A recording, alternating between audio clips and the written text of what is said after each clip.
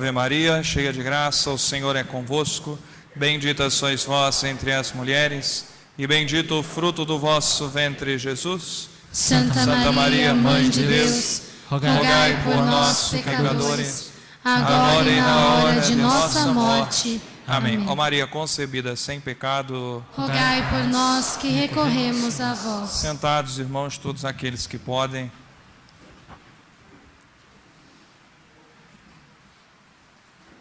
Por nós homens e para nossa salvação, desceu dos céus. À medida que as ciências avançam, tomamos conhecimento da imensidão do universo físico, que está em contínua expansão, apesar de que não possa ser medido em sua totalidade pelos próprios cálculos humanos.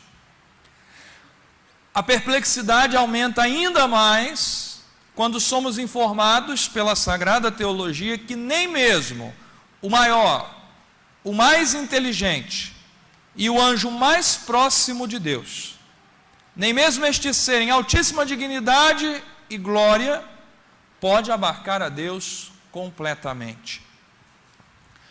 Os anjos, ao contemplar a Deus, o adoram sem cessar, diante de sua grandeza e majestade. E igualmente o homem, já em razão das obras de Deus, é chamado a adorá-lo na imensidão do seu poder. O que aumenta ainda mais em virtude da divina revelação e da fé infusa que Deus mesmo em sua bondade nos concede por graça no dia do nosso batismo. Hoje, meus irmãos, contemplamos o mistério tremendo e inefável da encarnação do Senhor, do seu Natal. Aquele que o universo em sua imensidão não pode conter. Aquele que os anjos, em sua sabedoria imensamente superior à nossa, não podem encerrar na contemplação, desce dos céus por nós homens, isto é, esvazia-se da glória e dignidade divina, sem deixar de ser Deus, assumindo a condição humana. E ao perguntarmos a razão desse movimento de aniquilamento, como dirá o apóstolo São Paulo, a igreja, nossa mãe e mestra, põe todos os domingos e solenidades a resposta nos nossos lábios. Desceu do céu por nós homens e para a nossa salvação. Ele desceu do céu, deixando as 99 ovelhas no redil, ou seja, os anjos no paraíso, para buscar a ovelha que se perdeu, isso é, a humanidade. Esse maravilhoso mistério foi anunciado e preparado pelos profetas. Com a clara evidência própria do carisma profético, o profeta Isaías disse, e nós ouvíamos há pouco: porque nasceu para nós um menino, foi-nos dado um filho, ele traz aos ombros a marca da realeza. O nome que lhe foi dado é Conselheiro Admirável, Deus Forte, Pai dos tempos futuros, Príncipe da Paz. Grande será o seu reino e a paz não há de ter fim. O menino é rei e o Evangelho mostrará na narrativa desta noite de Natal de Nosso Senhor o cumprimento da profecia. Há uma verdadeira fisionomia do nascimento da realeza. O arauto que faz o anúncio, a aclamação que é feita, as bênçãos que são dádivas derramadas por ocasião do nascimento. Porém, o silêncio e a humildade, como é próprio de Deus, são também eloquentes. E só quem se encontra nestas devidas disposições pode reconhecer o nascimento do Salvador. Os outros não puderam, pois estavam muito agitados nos falatórios das hospedarias lotadas por causa do recenseamento universal que estava em curso, ou outros entretidos demais no conforto e na opulência dos seus palácios, que talvez, meus irmãos, sejam estas imagens emblemáticas do modo como o Natal é vivido em muitas casas hoje em dia. Todo puro, todo santo, o mais belo entre os filhos dos homens, tendo vindo para o homem, o encontrou embrutecido. E teve de nascer num presépio e ser reclinado numa manjedoura. Não obstante a situação deplorável do homem, o amor não se deixa vencer, como nos diz São Gregório de Nissa. Enferma, a nossa natureza precisava de ser curada. Decaída, precisava de ser elevada. Morta, precisava ser ressuscitada. Tínhamos perdido a posse do bem. Era preciso que nos fosse restituído. Encerrados nas trevas, precisávamos de quem nos trouxesse a luz. Cativos, esperávamos um Salvador. Prisioneiros, esperávamos um auxílio. Escravos, precisávamos de um libertador. Seriam razões sem importância?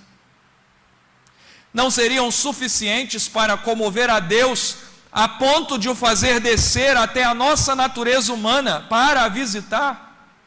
Já que a humanidade se encontrava em estado tão miserável e infeliz?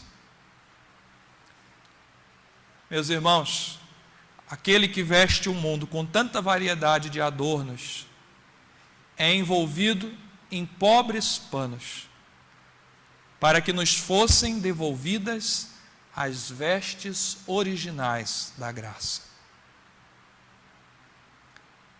As mãos e os pés daquele que fez todas as coisas são atados em faixas, para que as nossas mãos e os nossos pés estivessem sempre dispostos para fazer o bem.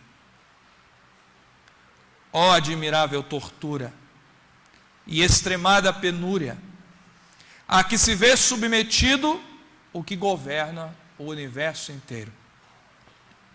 Desde o princípio, se apropria de toda a pobreza e a enriquece e a honra em si mesmo. E devemos notar, como nos diz São Beda, o Venerável, que o sinal do nascimento do Salvador não é a púrpura de Tiro, mas os pobres panos que o envolviam. Não haveremos de o encontrar em berços dourados, mas no presépio. Será preciso silêncio, meditação e humildade para encontrá-lo, para contemplar sua beleza, para vermos quão grande é o seu amor por nós. O mistério anunciado e preparado pelos profetas é revelado nos evangelhos. Nós ouvíamos: a graça de Deus se manifestou trazendo a salvação para todos os homens. E isto também notamos claramente na composição do presépio. A salvação que trouxe nosso Senhor está destinada aos homens de todas as condições e raças, desde que o acolham e o recebam. Como disse Santo Agostinho, os pastores eram israelitas, os magos, gentios. aqueles estavam próximos, estes longe. Uns e outros acorreram a Cristo como a pedra angular.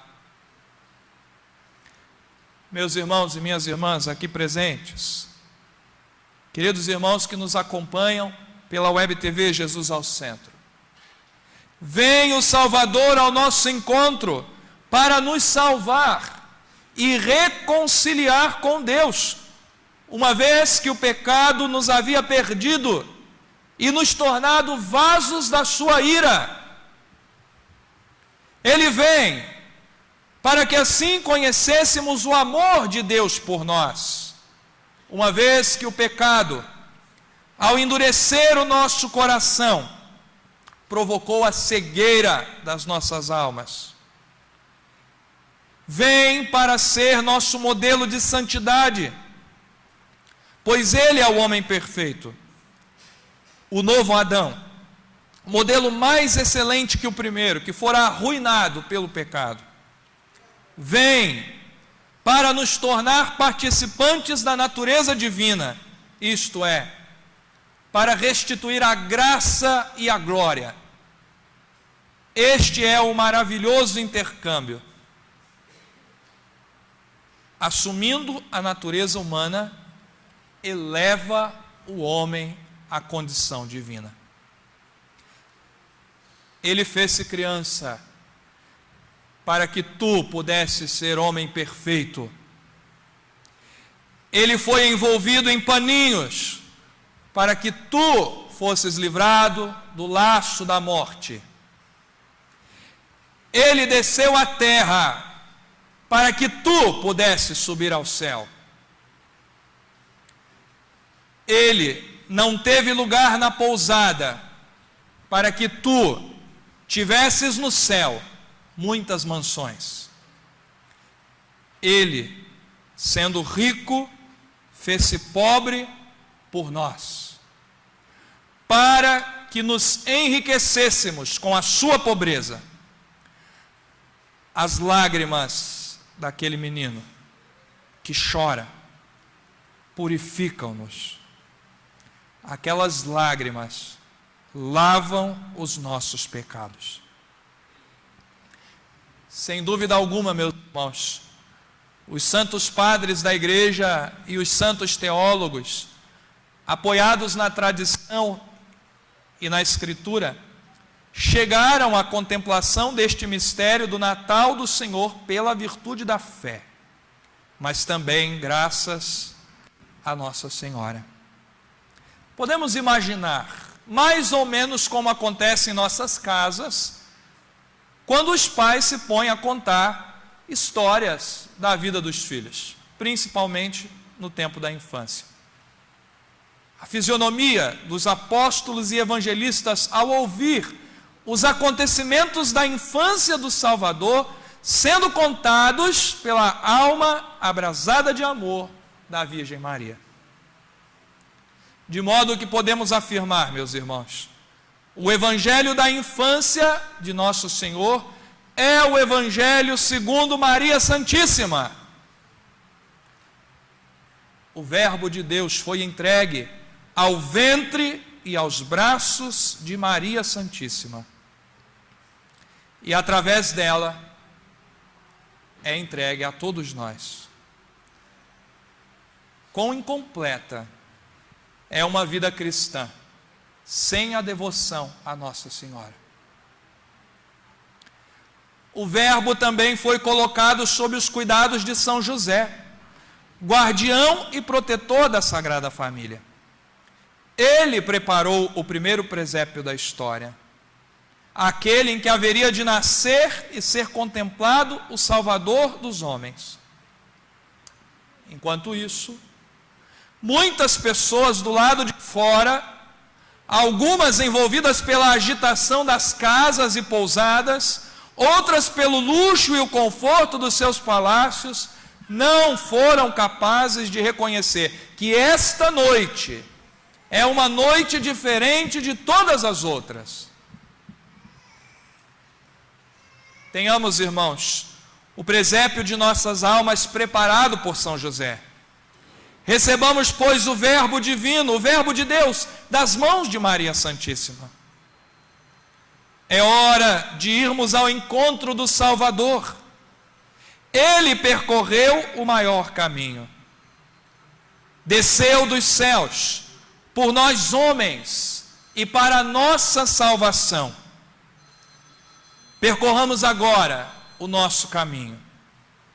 Coloquemo-nos diante da manjedoura. Beijemos os seus pés, agradecidos por tão grande mistério de amor por nós. Porque é Natal.